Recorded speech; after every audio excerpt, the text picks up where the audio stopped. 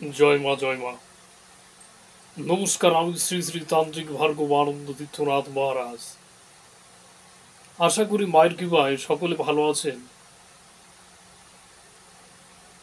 মাদ্রা শক্তি মহামায়া আদি পরাশক্তির চরণে আমি সকলের জন্য দীর্ঘায়ু কামনা করি। আজকের আমার এই সামান্য উপস্থাপনা আমি শুরু করতে চলেছি। আজকে আপনাদের সান্নিধ্যে বিশেষ একটি বিদ্যা নিয়ে হাজির হয়েছি।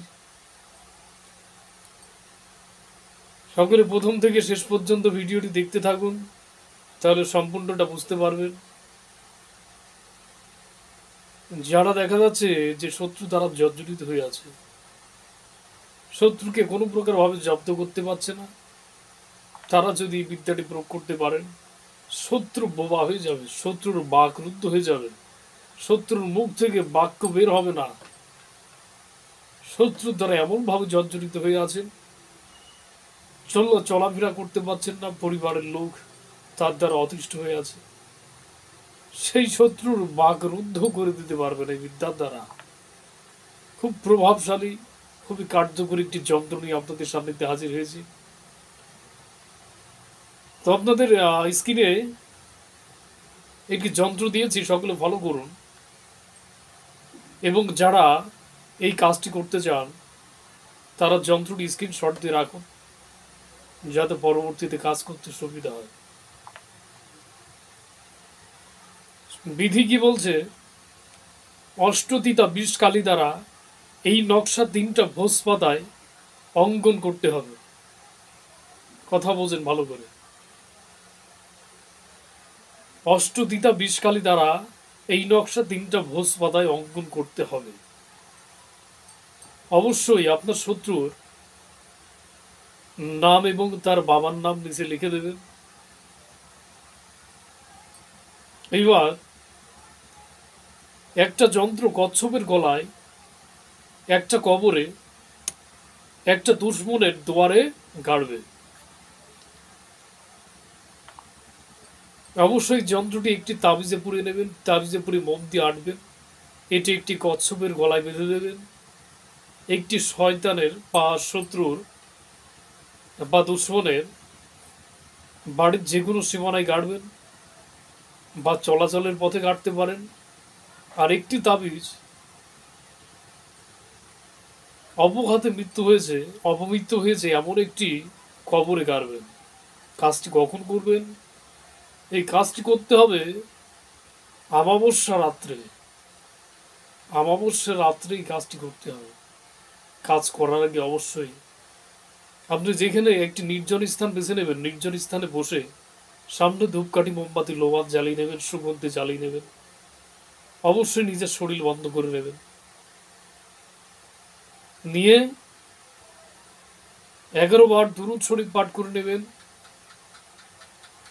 আয়াতুল কুরসি, সূরা ফাতিহা পাঠ করে বুকে ফু দিয়ে, গন্ডি দিয়ে তারপর কাজে করল। তাহলে কোনো প্রকার সমস্যা সৃষ্টি হবে না। এরপর কি করবেন? যন্ত্রটি অঙ্কন করবেন। অঙ্কন করার পর এই যন্ত্রটি জাগাতে হবে বাবা, না জাগালে যন্ত্রে কাজ করবে না। মন্ত্র, তন্ত্র, যন্ত্র সব মরা, সব জাগ্রত করতে হয়। জাগ্রত না করলে বাবা কাজ হবে না। তো কিভাবে জাগ্রত করবেন সেই একটি মন্ত্র দেব আপনাদের সান্নিধ্যে, বা একটি ক্রিয়া দেব। কিভাবে নকশা জাগাবেন সকলে ফলো করুন। দোহাই আজাজিল, দোহাই নামরুদ, দোহাই কারুন, দোহাই আলী, দোহাই গালি, দোহাই ফেরাউন, দোহাই হাসান, দোহাই হুসাইন, দোহাই মা ফাতেমা, আমার তাবিজ নকশা যদি না জাগো, সকলের মস্তক 7 জাহান্নামের আগুন হতে পারে। শীঘ্রই জাগাও, শীঘ্রই জাগাও, শীঘ্রই জাগাও, দোহাই খালি। এই হচ্ছে মন্ত্র। এই মন্ত্র 21 বার পাঠ করে 21 বার ফু দিতে হবে।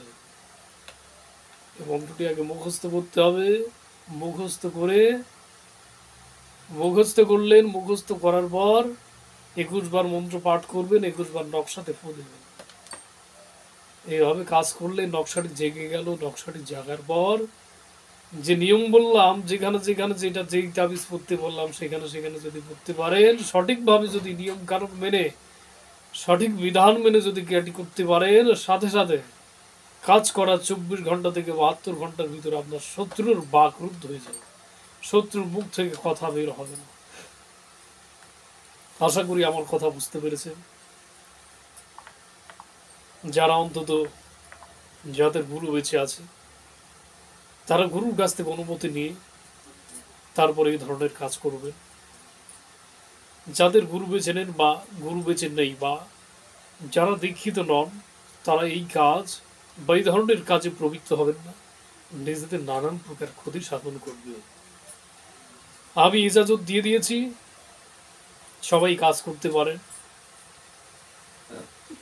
যাদের গুরু বেঁচে আছে অবশ্যই তারা কাজ করবেন, যারা দীক্ষা শিক্ষা নিয়েছেন তারা কাজ করবেন। সাধারণ পাবলিক এ ধরনের কাজ করতে যাবেন না, চরম আকারে ক্ষতি হয়। এই ধরনের সমস্যা যারা পড়ে আছেন নির্দ্বিধায় আমার সাথে যোগাযোগ করতে পারেন। ফোন নাম্বার আমার স্ক্রিনে দেওয়া আছে, আমাকে ফোন করতে পারেন, হাজিরা দিয়ে আপনার সমস্যাটা দেখাতে পারেন। যাই হোক, অনেক কথাই বললাম, অনেক ভিডি বললাম, বুঝতে অসুবিধা হলে আমার স্ক্রিনে দেওয়া নাম্বারে ফোন দিয়ে জেনে নেবেন। মায়ের নাম করে ভিডিও সম্পূর্ণ করছি। জয় মা, জয় মা, জগতের কল্যাণ সাধন করো মা।